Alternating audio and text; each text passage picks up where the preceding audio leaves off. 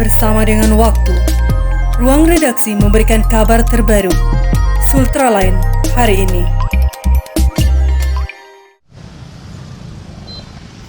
Masyarakat yang tergabung dalam Aliansi Rakyat Bersatu Sultra memasang baliho bertuliskan Erick Out di beberapa perusahaan BUMN di Kota Kendari sebagai bentuk kekecewaan kepada Erick Thohir, Menteri BUMN yang dianggap gagal dalam menjalankan tugasnya.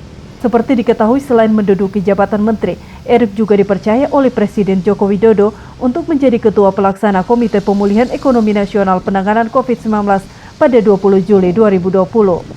Sebelum berlanjut, jangan lupa subscribe channel Sultraline, nyalakan loncengnya agar Anda yang pertama mendapatkan informasi terbaru dari ruang redaksi kami. Dalam dua jabatan tersebut, mereka menganggap Erick tidak bisa menjalankan amanah yang diberikan Jokowi, baik sebagai Menteri BUMN maupun sebagai Ketua Tim Pemulihan Ekonomi. Sebagai Menteri BUMN misalnya, kegagalannya bisa dilihat dari sejumlah 4.000 pegawai BUMN yang telah dipecat dari pekerjaannya, ditambah belasan ribu karyawan yang masih bekerja, gajinya dipotong dan tidak dibayar utuh. Beberapa perusahaan BUMN yang merugi seperti Pertamina telah menderita kerugian hingga 11 triliun. Garuda 10 triliun, PT KAI 1,3 triliun, dan masih ada lainnya. Selain itu, kebijakan Erick dalam membentuk struktur jabatan di tubuh BUMN tidak efisien serta cenderung boros.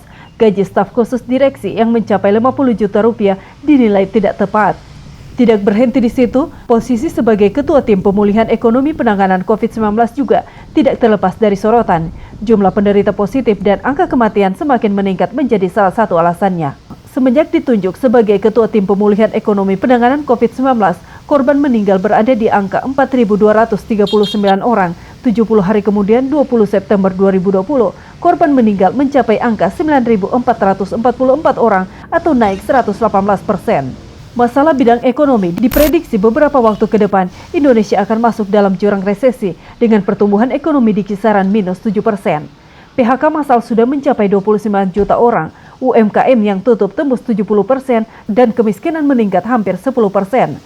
Seluruh permasalahan yang ada menjadi akumulasi kekecewaan kepada Erick Thohir sehingga mereka meminta agar Presiden Joko Widodo mencopot jabatan Erick sebagai Menteri BUMN dan Ketua Tim Pemulihan Ekonomi Nasional COVID-19 karena dianggap gagal menjalankan tugas.